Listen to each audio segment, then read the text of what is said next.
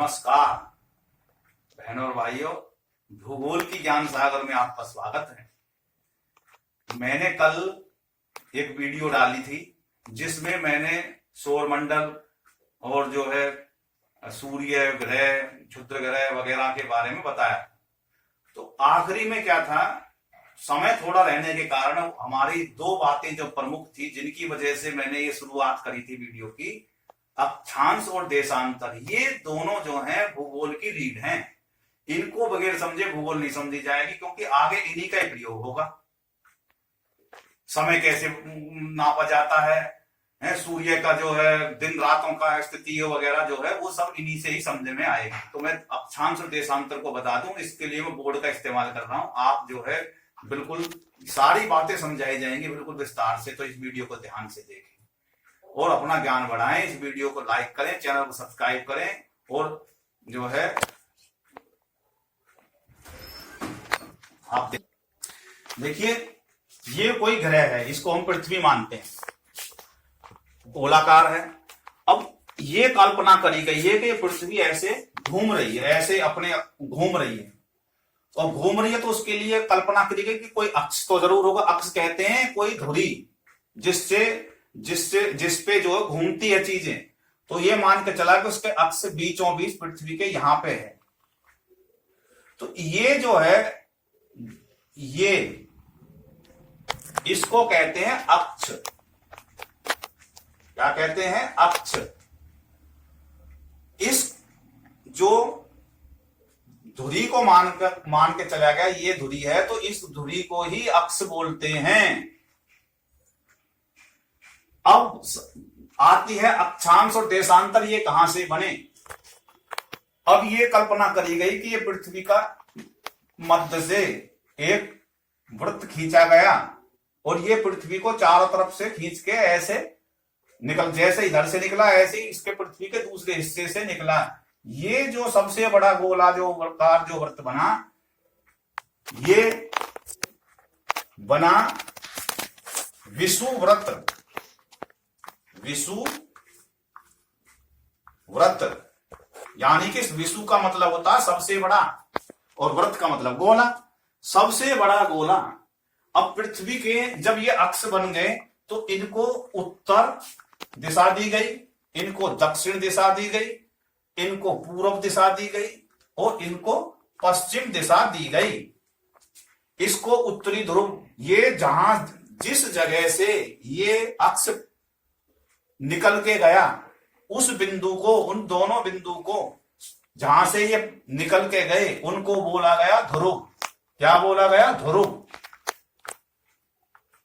तो ये उत्तरी ध्रुव हुआ और ये दक्षिणी ध्रुव हुआ। इतनी बात समझ में आई?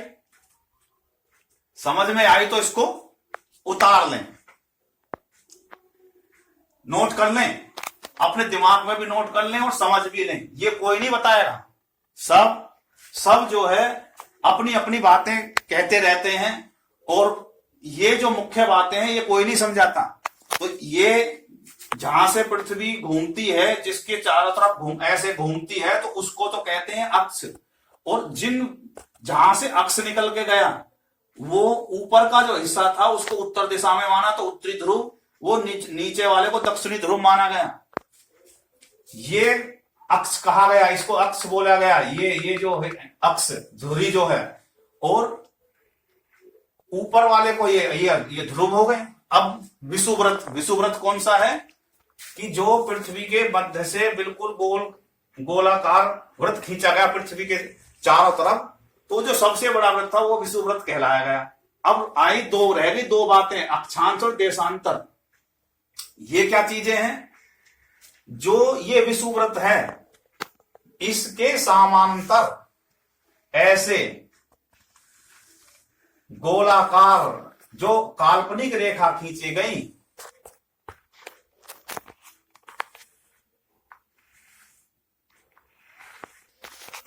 तो ये जो विषुववृत्त के समांतर जो रेखा खींची गई, काल्पनिक रेखा के जो वृत्त बने, ये विषुववृत्त से तो छोटे बने।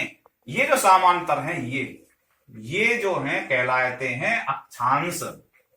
अक्षांश रेखा भी बोल देता है कोई, अक्षांश बोलता है। ये डिग्री में मापे जाते हैं। और यहां से आगे बढ़ेंगे तो ये उत्तरी ध्रुव पे 90 डिग्री बन जाती है और दक्षिणी ध्रुव पे भी 90 डिग्री ही बन जाती है। ये आगे की बात है, फिलहाल मोटी मोटी अक्षांतर देशांतर ही समझना है। अब बात आती है देशांतर क्या बलाय है, जो समझ में नहीं आती बच्चों के। ये तो थी इसके समांतर। अब उत्तरी ध्रुव और ये दक्षिणी ध्रुव में इनके समांतर भी ऐसे ही काल्पनिक वृत्त बनाए गए।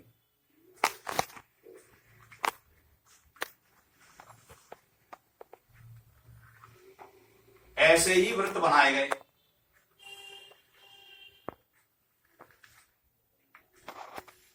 ये जो वृत्त बन रहे हैं ये सब देशांतर बन रहे हैं, यानी उत्तरी ध्रुव से दक्षिणी ध्रुव की तरफ जाने वाली जो काल्पनिक रेखा है वो क्या कहलाती है? ये काल्पनिक उत्तरी ध्रुव से दक्षिणी तरफ की तरफ जा रही है, ये जो रेखा कहला रही है ये देशांतर है। देशांतर रेखा है ये। कोई देशांतर वृत्त भी कह देता है, यानी कहना है कि देशांतर है। और ये उत्तरी ध्रुव से सीधी जो ये एक ऐसे और एक ये ऐसे, ये जो कटा यहां पे दोनों बिंदु इनको कहते हैं भूमध्य रेखा।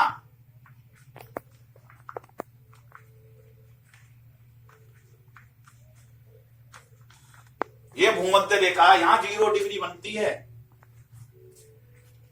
इस भूमध्य रेखा से जो ऊपर की तरफ जो और ये नीचे की तरफ जो देशांतर रेखा गई ये होती है मुख्य देशांतर।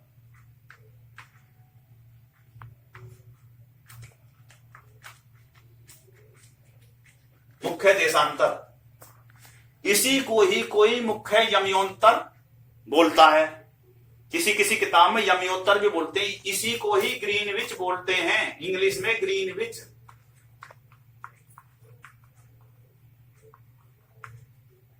यही टाइम जोन की मुख्य मतलब जो धुरी है टाइम जोन, ये यहीं से ही इसको ग्रीनविच बोला।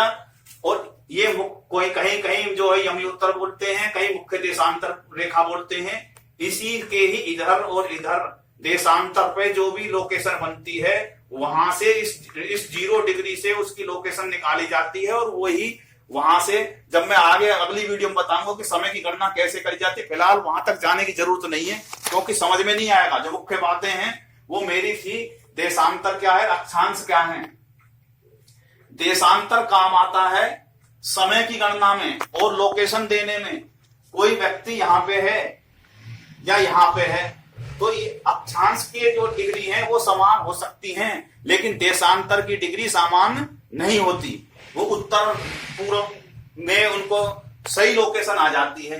तो मेरा कहने का मतलब है अक्षांश क्या है? अक्षांश है विषुववृत्त के समांतर खींची गई, ऐसे समांतर खींची गई जो काल्पनिक रेखाएं हैं वो अक्षांश कहलाते हैं। और उत्तर से दक्षिण ध्रुव की तरफ ऐसे उत्तर से दक्षिण ध्रुव की दिशा में जो है समांतर जो है जो रेखा खींची गई वो देशांतर कहलाती है।